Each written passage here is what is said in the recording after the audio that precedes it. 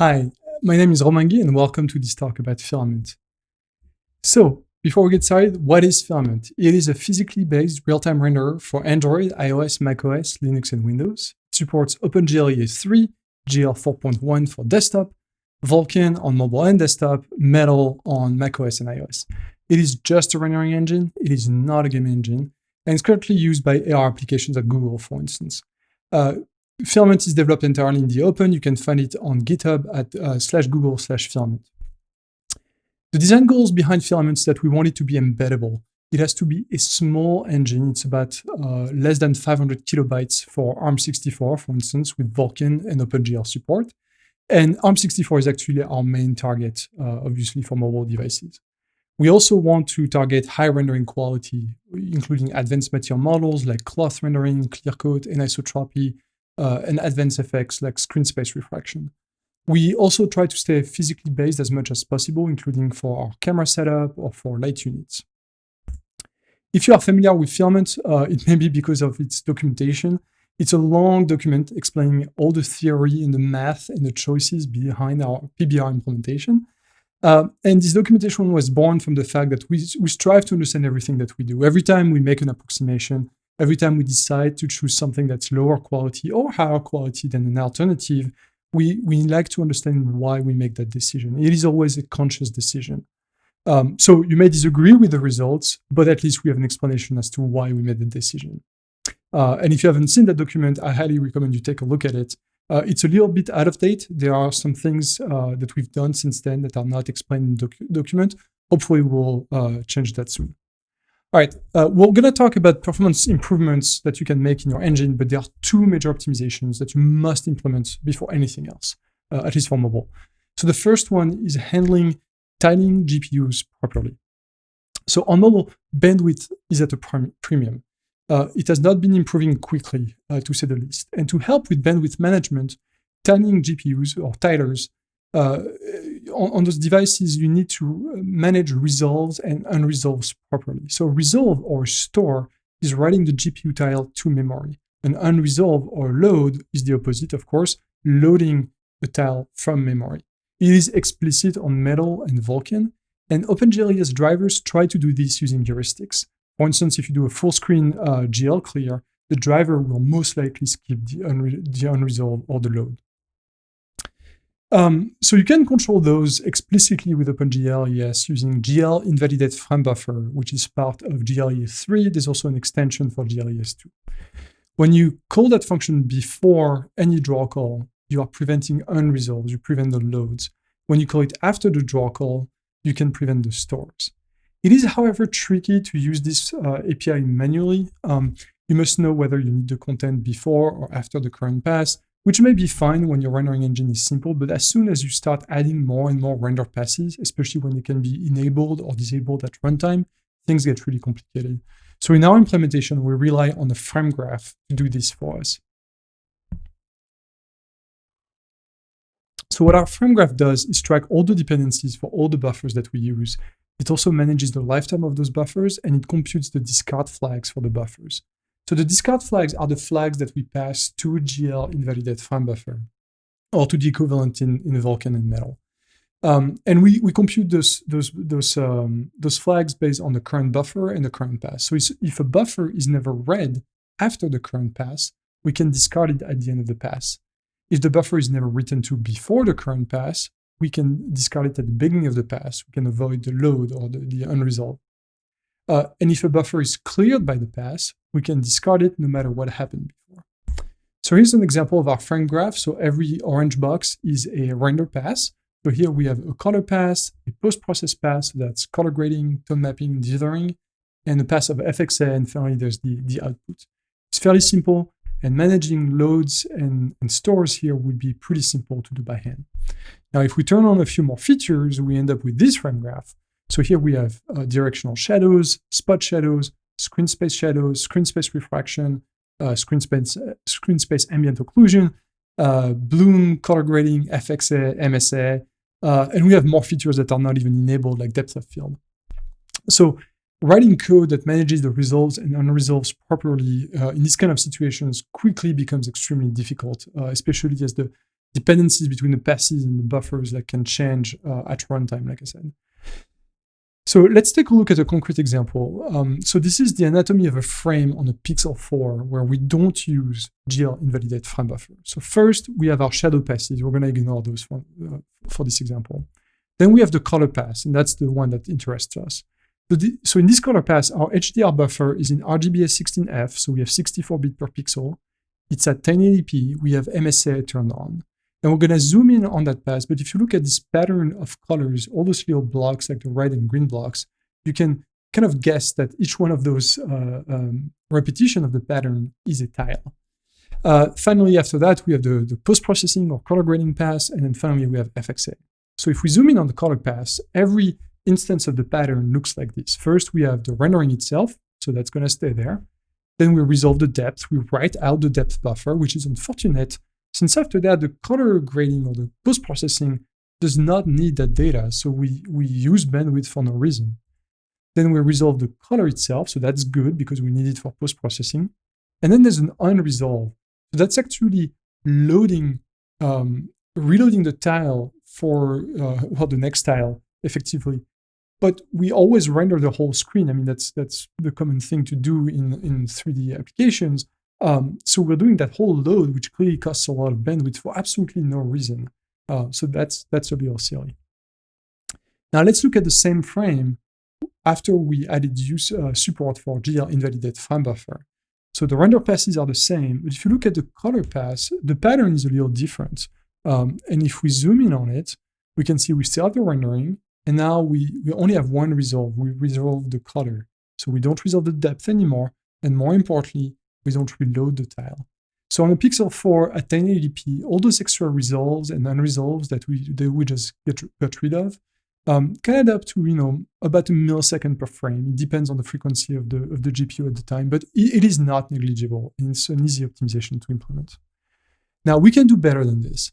So recall that our color buffer in this example is RGBA16F, which means that each color resolve has to write 64 bit per fragment.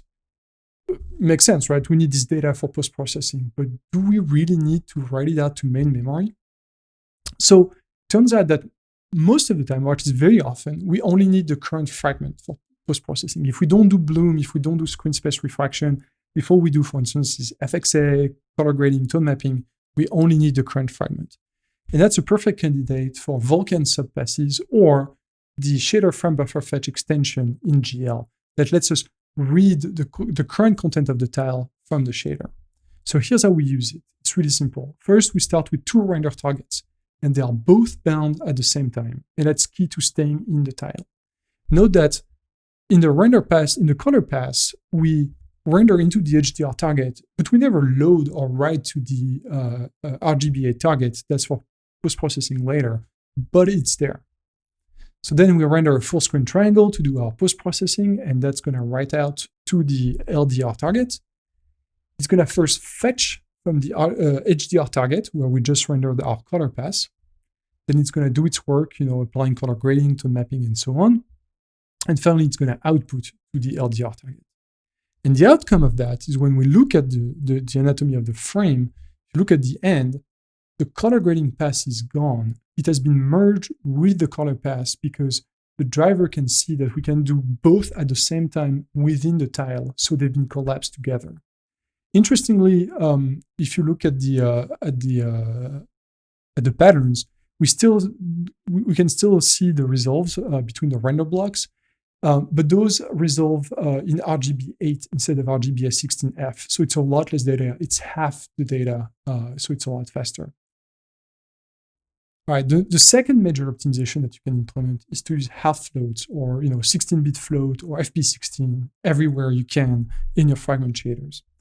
By doing so, you can run twice as many instructions per cycle on mobile GPUs, which means that you will either get better performance, or you will use less power, or you will generate less heat. Any one of those is a good thing on mobile devices. And it's also really easy to do with GLSL. You can just change your default precision to medium P at the top of your shader, and that's pretty much it. You're done. Or are you? Well, almost. there are three problems that you need to deal with. The first one is that the minimum value that you can represent is actually not that small. That value here can be easy to reach when you start squaring. Very often our parameters for materials are between 0 and 1, or your dot products are between 0 and 1. And when you square them or raise them to higher powers, you're going to get very close to that value. And because mobile GPUs don't support the normals, we're going to flush to 0, which can lead to all kinds of trouble when you divide by those values. The second issue is that the max value is only 65K or so, which is not that big. And we're going to see an example of why it's not enough. And finally, once we reach 1024, we lose all fractional precision. This makes half-float unsuited to store things like texture sizes, UV coordinates, world positions, vertex positions. For instance, if you use meter as your unit in your engine and you store positions in half-floats, at 1 kilometer away from the origin, you would have a precision of 1 meter, which is pretty terrible. All right, so let's look at some of the solutions you can use. First, you can clamp values so that you don't end up flushing to 0. For instance, this is how we clamp our roughness value. And that number 0.089 is not random. Here's how we came up with it.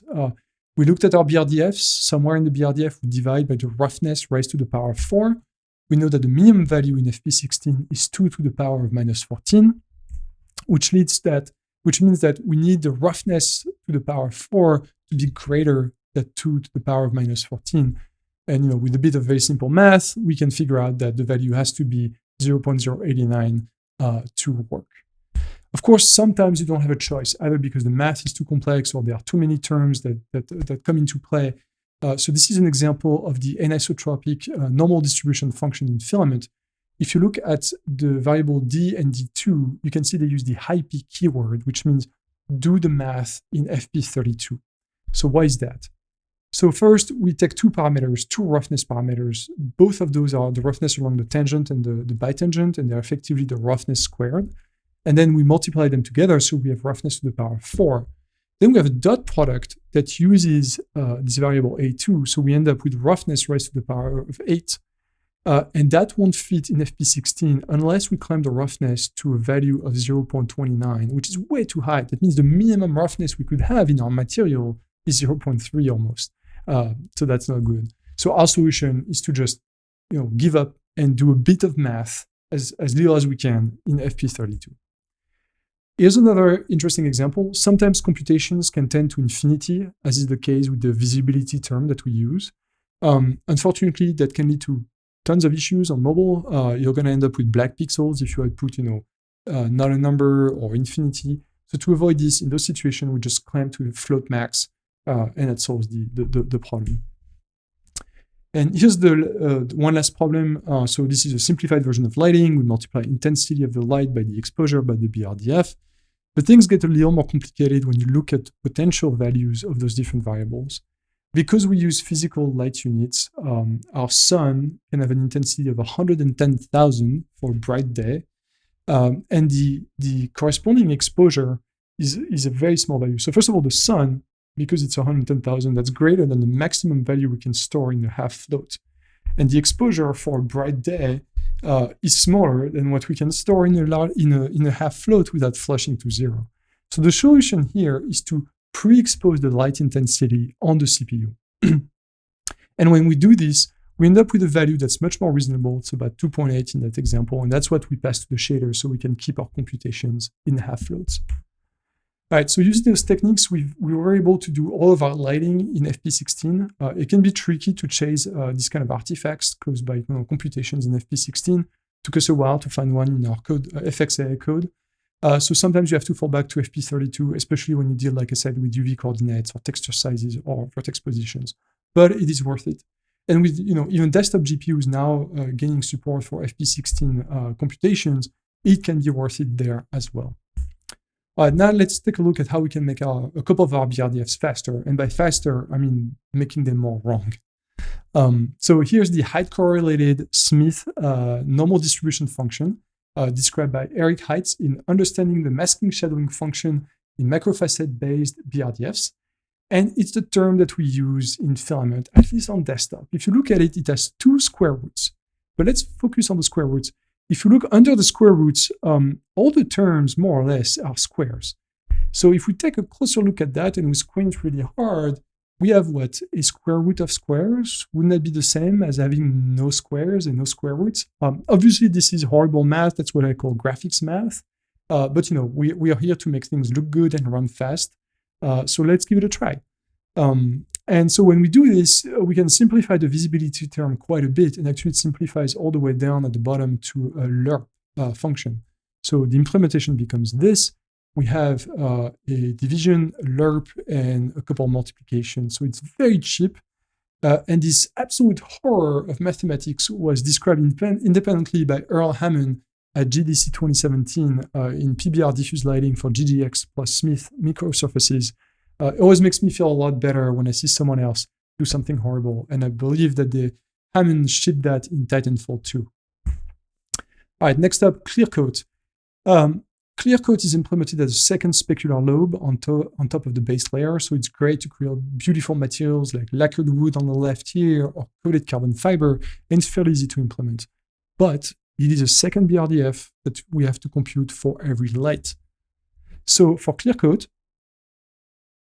we decided to replace the distribution function that we had the visibility function by another one described by Kellerman in the paper, a microfacet-based coupled specular matte BRDF. Eric Heitz, him again, has shown in his own paper that this term is not physically based, but it is incredibly cheap and it still looks great, so we adopted it. Especially when you layer the Clearcoat on top of the base layer, it becomes more difficult to see the difference between this visibility term and other terms. So since we have this other approximation that we just saw earlier for the visibility term, we might revisit that decision, but this is so cheap that, might as well keep it. And also, it's a kind of things we decide to do. It's a trade-off, right? When we do this kind of simplification in Filament, it allows us to add another feature that might increase the quality somewhere else in a more visible manner, so it can be worth it. But I want to mention tone mapping really briefly. Some of you are probably going to scream when you're going to see me conflate tone mapping, gamut mapping, and transfer functions, but bear with me. So Krzysztof Narkowicz, I hope I'm not butchering his name, a few years ago popularized a fit of the ACES RRT plus ODT for sRGB output. It looks like this. And it was popular because it is very simple, very easy to implement. You apply it in linear space, and you have to apply your transfer function or your gamut mapping if you want to do something fancier. Especially, it's very simple, especially compared to the real ACES process. And here's what we propose instead for mobile. It's a division and a MAD, extremely fast, and it also happens to bake in an approximation, a gross approximation of the sRGB transfer function. It's all kinds of wrong, but it's good enough for mobile. And like I said, it is cheap. So if we compare it with the ACES fit, both after applying the transfer functions, it looks like this. On the x-axis, we have a logarithmic scale to make it easier to do the comparison, but we can see we're pretty close. And if we compare screenshots, so this is the ACES fit, and this is our approximation. And if I toggle back and forth, you can see the approximation is a little less contrasty, a little less saturated, but still looks great. And mobile devices, you don't control the viewing environment. So it could be in a completely pitch black room, or it could be outside under a bright sun. So honestly, it's not going to matter that much. It just has to be good enough. And like I said, it's going to be fast. Now, in the latest version of Filament, we don't use this anymore. We switched to a lookup table, so we can do color grading and tone mapping and transfer functions for free. We also let you choose your tone mapper. It used to be baked in. So we've abandoned it, but if you need to target underpowered GPUs, that might be, or something like this might work for you. Onto image-based lighting. So we started, unsurprisingly, with spherical harmonics for the diffuse component of indirect lighting. We use 2 bands or 3 bands, depending on the situation. And spherical harmonics are great because they're easy to compute offline. They're really cheap to apply, especially when you only use 2 bands on mobile, for instance. And they can yield very good results for low and medium dynamic range environments. So here's an example. It's a scene with a rough dielectric gray sphere lit by a 2-band spherical harmonic. The environment is medium dynamic range. It's about 9 stops, 9 EVs. So it looks great. It's fast. Love it. Now, unfortunately, spherical harmonics don't fare so well in high dynamic range environments. So in this example, we have a dynamic range of 21 EVs. The center of the sun is about 300,000 in this picture. So this is not something you would see in a game. At the very least, you would remove the sun to use an analytical light instead. But some of our users have asked for this feature, and it looked terrible. So here with 2 bands, we can see there's ringing, and the back side of the sphere is completely wrong. It's too dark, but at the same time, we have this wrap lighting.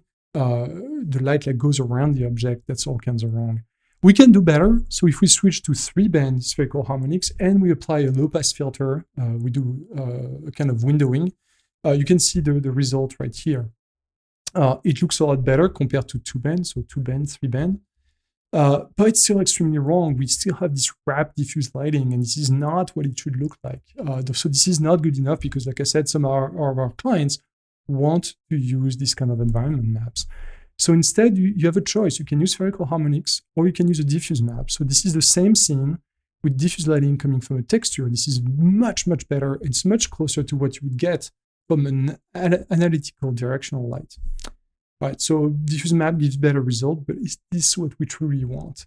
So an extra diffuse map will cost a sampler. We have a limit of 16 samplers on mobile, so we don't want that. It's also more memory, more storage. It's an extra texture you have to carry around. It makes things more complicated. So ultimately, we decided it was not worth it. But the insight was to use the specular map instead, or the pre-convolved environment map MIP chain. So if you squint hard enough at the equations, the integration of the specular BRDF at roughness 1 is very close to diffuse lighting. And since we already rely on approximations like the split sum approximation, what's one more approximation? So of course, this means that we don't want to use the 1x1 pixel LUD for the roughness for this diffuse map because that would not be high resolution enough. So instead, we use the 16x16 MIP level, which means that we stop our MIP chain at 16x16 per face, and it looks good enough. So the same example we just saw earlier looks like this. Now, if you look at the terminator between the light and the shadowed part, you can see there is some aliasing. We can fix that using a tint filter. That's what we use on desktop. But in practice, the aliasing on mobile is not a big deal. Let me go back and forth. Because you're going to have textures, there's going to be like more interesting geometry. Chances are the effect is not going to be that visible, and you can always switch back to spherical harmonics if that really bothers you. So we want to use the specular level that holds a 16x16 MIP level as our diffuse map, and because we start at 256x256, that gives us only 5 MIP levels. So we have to find a good mapping for the roughness that maximizes the resolution of the low MIP levels for the glossy surfaces. So our empirical solution is the following mapping: the log2 of the roughness plus the index of the MIP level that contains the 16x16. In practice, we don't want to use log2 on mobile, so we use this quadratic fit instead. So really cheap, and it works. This mapping works really well up to at least 9 MIP levels. So you can use it with higher resolution cube maps if you want.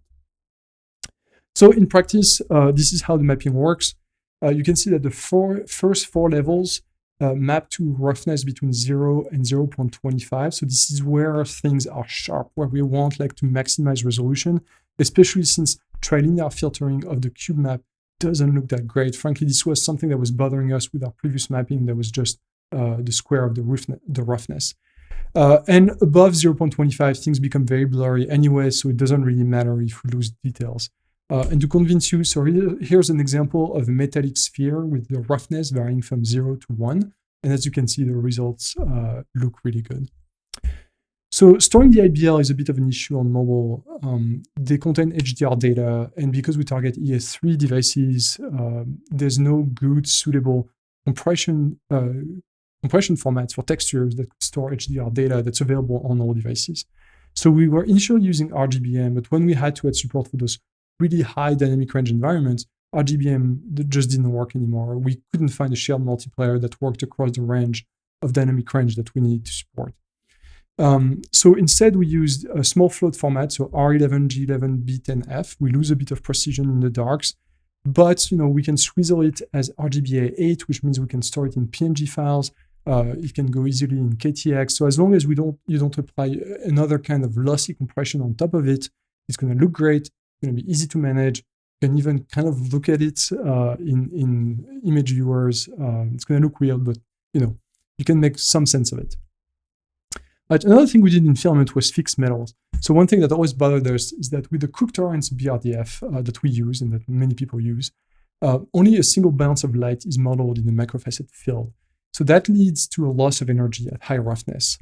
So intuitively, it makes sense, right? If you look on the left, we model a single bounce in the field of microfacets, so chances are it's going to be masked or shadowed. If you model multiple scattering events, as on the right, you have higher chances that it's going to reflect back towards the viewer. And when you implement that, you get the result at the bottom here. So you can see that this metallic ball, like this gold, retains its brightness and its saturation even at high roughness. It's even more obvious when we look at a white furnace. So there are two rows of sphere here. The top one is a single scattering event. You can see it's losing energy. And the bottom one retains reflects back all the energy as it should and behaves properly. So we use a solution from Lagarde and Golubev from Unity that they presented at SIGGRAPH 2018. And that solution goes like this. So you have a single scattering lobe, so that's your typical BRDF, and you just add a second multiple scattering lobe. The key insight they had was that the multi-scatter lobe is actually just a scaled version of the single scattering lobe. And the term R that shows up in this equation happens to be something we compute in the DFG lookup table for image-based lighting anyway. It's the integration of the distribution function and the visibility term over the hemisphere. So typically, the code that you use to generate your lookup table, your DFG lookup table would look something like this. So the visibility times the Fresnel. And we can modify it a little bit to have one of the terms contain only the visibility, the integration of visibility. And then it becomes really easy to plug that back into the shaders. The image-based lighting code almost doesn't change. What's interesting is for the analytical lights, you first compute this energy compensation term that just follows the equation that we saw earlier. And once you have that, you can apply it as a multiplication to all the lights. So for the cost of 3 multiplies per light, you can fix your metals. We also apply it to the electrics. It is not really correct the way we do it, and the solution that we use contains approximations as explained by Lagarde and Golubev in their presentation, but definitely worth it given the cost. Cloth rendering. So we offer a cloth material model. You can see an example here varying roughness. It is based on the Ashikmin BRDF as modified by Newbelt and Petineo for the order 1886. But we use a different distribution function. So we use the so-called Charlie Sheen distribution function term from Estevez and Kula from Sony ImageWorks that they presented at SIGGRAPH 2017. It is softer, cheaper, and provides a more natural control over the roughness, we feel. So however, because we use a different BRDF, we cannot use the DFG LUT as is. That LUT is computed for the regular Cook-Torrance BRDF, so it has a Fresnel term and a different distribution function. By the way, this is the single scattering LUT, just because you might be more used to that one, but our actual lookup table looks different because of the multiple scattering. So if you remember the equation on the previous slide, there is no Fresnel term in that BRDF. So the key here, that means that we only need to add one extra channel to our lookup table to store that extra BRDF. So here I've reference code. We'll publish the slide so you can look at it. But it looks very similar to what you would do for the regular lookup table. Of course, we should convolve the environment maps with that new BRDF. So we should, in theory, need a second set of IBLs of MIP chains for that BRDF. But again, it's not practical in terms of storage, memory, performance on mobile. So we don't do that. We reuse what we already have. It is wrong, but it's good enough. Multi-bounce ambient occlusion. So the way ambient occlusion is usually computed is using a single visibility test. So thankfully, Jimenez offered a great solution at SIGGRAPH 2016 in practical real-time strategies for accurate indirect occlusion. It looks like this. So this is a scene. It's not using skin shading, by the way. With ambient occlusion, like regular ambient occlusion, and look at the ear and around the nose and the eyes. And when I switch back and forth with the solution presented by Jimenez, this is what we get. So it's a little brighter, it's more colorful, it's more natural. Because their solution simulates bounces of light, it also simulates global illumination locally. So we can get some of the color back from the object itself. The implementation is just a polynomial fit, so it's extremely simple. It's really easy to implement, very easy to integrate in your renderer, and it's definitely worth having. It is optional in Filament. You have to enable it per material, but you might decide to turn it on all the time. We mostly use MSA and FXA because TA would be too complicated, first of all, to implement, and also it would impose constraints on our users. But so sometimes MSA and FXA are not enough, and we need more to entirely as specular lighting. So here's an example. If you look at the statue just above the waist, there's kind of like a vertical highlight. And if we move away from the statue, you can see that the highlight gets lost. And even all the other highlights, the punctual highlights, disappear. And under motion, there will be a lot of shimmering. With specular anti-aliasing, we get this result instead. And as you can see, when we move around, we can retain the shape of the highlights, and everything looks a lot better and it's way more stable. So we use a solution devised by Anton Kaplanian in 2016. It was improved by Yusuke Toyoshi in 2017, and they both together improved it again in 2019. So basically, you look at the variance of the geometric normal for the current pixel, and you change the roughness based on that. So the paper has two solutions, one for deferred rendering and one for forward rendering. Filament is a forward renderer, but that solution requires a multiplication by a tangent frame for every light. So we deemed it too expensive. So we used the deferred rendering solution in our forward renderer, and it works really well. And the cost is very often worth it. It's fairly cheap. It's a couple of dot products. We have a couple of derivatives, and there's a couple of square roots. But you do it only once since you modify the roughness. It is an optional feature, so you turn it on only for the materials that need it. All right, next up, ambient occlusion. So we use an algorithm called Scalable Ambient Obscurance by Morgan McGuire. And we chose it because it delivers really good quality, even with just a few samples. So in our low quality mode we use on mobile, it's only 7 samples. And it runs fast, so it's about 2 milliseconds at 1080p on a Pixel 4. And to generate this effect, we generate a chain of MIP maps for the depth that we can reuse for other effects, so we can amortize the cost of the ambient occlusion. For instance, we can reuse it for depth of field. To give you an idea, it looks like this. So on this scene, that's without ambient occlusion and with. So if I go back and forth, these really good results, and that's only with 7 samples, and that's with the low quality upsampler. But of course, we provide high quality settings if you want to use them. We've made a few changes to make it faster. We changed the noise to use an interleaved gradient noise. It's cheaper. The sampling pattern, originally, it's a spiral and it uses sines and cosines. Those are EFU instructions on Qualcomm GPUs, so they have higher latency and they use more power. So instead we use a constant, it's much cheaper. We don't reconstruct the normals from using derivatives because on mobile we only have partial derivatives on a lot of GPUs.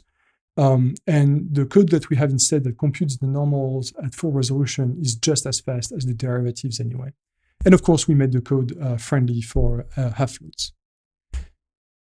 Then on the CPU side, we have our job system. So I'm going to use this scene as an example on Pixel 4. So this scene has about 45 lights. Some have shadows, some don't. But there's a lot of lights. It's a fairly complex scene, tons of triangle, lots of objects. There's hundreds of draw calls. So our job system is used everywhere in Filament. Every loop pretty much uses the job system for multi-threading. Our implementation is heavily influenced by the implementation from Autodesk Stingray that was described in their blog. And here are some of the results. So our render loop, which includes for multiple passes, the culling, the frustum culling, the sorting, what we call voxelization. So we have clustered forward rendering, so we have to assign the lights to voxels inside the frustum. Anyway, all of that takes 1.15 milliseconds, and we run on all the cores that we can find available, which is 8 cores on the Pixel 4. And in this scene, we end up with 200 visible objects, so that's 200 draw calls across multiple render passes. And that takes an extra 8 milliseconds or so on what we call the driver thread. So this is the thread on which we call OpenGL. So as you can see, like in Filament itself, we actually don't spend a lot of time. So here you can see the job system in action when we load the scene. Every ping block is a job in the job system. And we can see that we maximize occupancy. We use all 8 cores. We do reserve one of the cores for the render thread, for the driver, for making the OpenGL calls. What's very important here is that we pin our threads to specific cores. So for instance, the last one, the blue blocks at the bottom, that's our driver thread. We pin it to the big cores in the big little configuration because we know it's going to do a lot of work, and this one is single threaded for GL. And even the job system, like every thread of the job system is pinned to a specific core. So here's what the code looks like. So this is the core loop of every thread. Every time a thread wakes up, we set the affinity again because on Android, the CPU can get unplugged for power reasons, and that resets the affinity. On the driver thread, we have a heuristic to try to pick a big core.